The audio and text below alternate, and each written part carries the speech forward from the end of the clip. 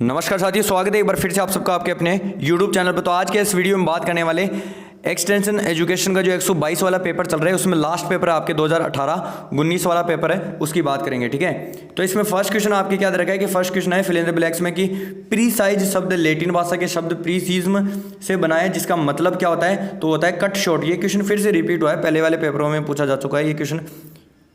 ठीक है, आगे क्वेश्चन की बात करें। आगे क्वेश्चन संचार शब्द की उत्पत्ति लेटिन शब्द डेस से हुई है, तो किसी एक कम्युनिस्ट शब्द से हुई है। ठीक है, लेटिन भाषा की कम्युनिस्ट शब्द से हुई है। ठीक है, ये क्वेश्चन फिर से रिपीट हुआ है। आगे क्वेश्चन दे रहा है कि संचार एक तरफा प्रक्रिया है, तो ये क्या है, एक तरफा प्रक्रिया होती है। संचार क्या होती है, एक तरफा प्रक्रिया होती है। आगे क्वेश्चन दे रहा है कि अरस्तु के अनुसार संचार के अवयव है, जो अरस्तु है उसके अनुसार जो संचार के अवयव है, 3 प्रकार के अवयव होते हैं। जो ये क्वेश्चन फिर से रिपीट हुआ है। आगे क्वेश्चन दे रहा है कि अभिग्रहण प्रक्रिया का प्रथम पद है, जो अभिग्रहण एडॉप्शन का जो प्रथम पद होता है वो क्या होता है, जानकारी होती है। ठीक है, अवेयरनेस होता है। ठीक है, उसके बाद में क्वेश्चन दे रखा है कि समाज में नवाचारों को अंत में अपनाने वाले को डेस कहते हैं। जो अंत में अपनाने वाले नवाचारों को क्या कहते हैं, अंतःग्राही या विलंबग्राही कहा जाता है। ठीक है ना। उसके बाद में नेक्स्ट क्वेश्चन की बात करें। नेक्स्ट क्वेश्चन है कि एनकोड का तात्पर्य संदेश को डेश में बदलना है। जो एनकोडिंग का तात्पर्य है क्या होता है कि संकेतों में बदलना होता है, यह समझने लायक शब्दों में रूप देना होता है। ठीक है, आगे उस क्वेश्चन की बात करें। नेक्स्ट क्वेश्चन है कि संचार में आंखों का उपयोग करना डेश संचार है, तो ओक्यूलिक संचार कहलाता है। ठीक है ना। आगे उसके बाद में क्वेश्चन रखा है कि संचार में डेश एक संज्ञात्मक प्रक्रिया है, जिसमें श्रवण, समझ, व्याख्या करना व जवाब देना शामिल है। तो संचार में सुनना या लिसनिंग एक संज्ञात्मक प्रक्रिया है, जिसमें श्रवण, समझना, व्याख्या करना क्या करता है, जवाब देना शामिल होता है। उसके बाद में क्वेश्चन दे रखा है आपके कि देश वे किसान होते हैं जो नवाचारों की सबसे पहले ग्रहण करते हैं। जो अग्रगाही होते हैं वे किसान होते हैं। ठीक है, जो नवाचारों को क्या करते हैं, सबसे पहले ग्रहण करते हैं। आगे उसके बाद में मल्टीपल चॉइस क्वेश्चन है, उसमें फर्स्ट क्वेश्चन है कि निम्न में से कौन सी समूह संपर्क विधि है। तो समूह संपर्क विधि कौन सी है, इसमें विधि प्रदर्शन होता है। ठीक है, आगे क्वेश्चन की बात करें। आगे क्वेश्चन है कि निम्न में से कौन सा पद अभिग्रहण प्रक्रिया का पद नहीं है। जो अभिग्रहण प्रक्रिया का जो पद नहीं है वो कौन सा है, आपके दोष विधि, दोष सिद्धि या कन्विक्शन जिसे कहा जाता है। उसके बाद में क्वेश्चन दे रखा है कि चेहरे के भाव कौन सा संचार है, तो अमौखिक संचार होता है। ठीक है, उसके बाद में क्वेश्चन दे रहा है कि निम्न में से कौन सा अच्छे भाषण का अवयव नहीं है। जो अच्छे भाषण का अवयव नहीं है वो क्या है, अच्छी वेशभूषा। अच्छी वेशभूषा है वो अच्छे भाषण के अवयव नहीं है।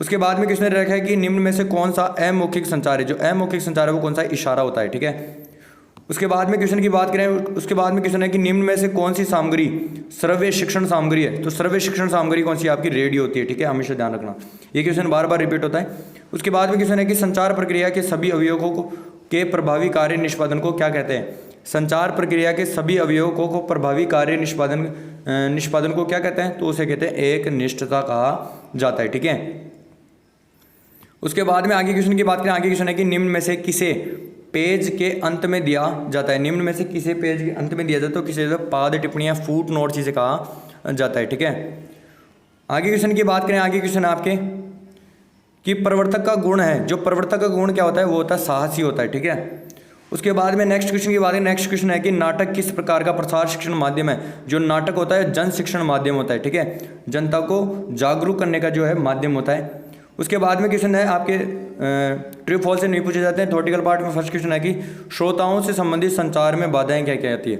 जो श्रोताओं से संबंधित संचार में जो बाधाएं आती है उनके बारे में बताना है। संचार अंतराल या कम्युनिकेशन गैप किसे कहा जाता है, उसके बारे में बताना है। अमौखिक संचार क्या होता है, नॉन वर्बल कम्युनिकेशन क्या होता है, जिसके अंदर बिना बोले या इशारों के माध्यम से जो है भावों या विचारों को आदान प्रदान किया जाता है। उसके बाद में क्वेश्चन रहा है कि हिट्रोफिली क्या होता है, उसके बारे में बताना है। संचार में डीकोडिंग क्या होता है, संचार की डीकोडिंग किसे कहा जाता है, उसके बारे में बताना है। डीकोडिंग क्या होता है, किसी भी संदेश को डीकोड करना, यानी अपने अनुरूप डालना या अपने अनुरूप उसको विधिवत करना, जिससे कि आप उसमें जो है संदेश को पूर्ण रूप से ग्रहण कर सके। ठीक है, उसे क्या कहा जाता है, संचार में डीकोडिंग कहा जाता है।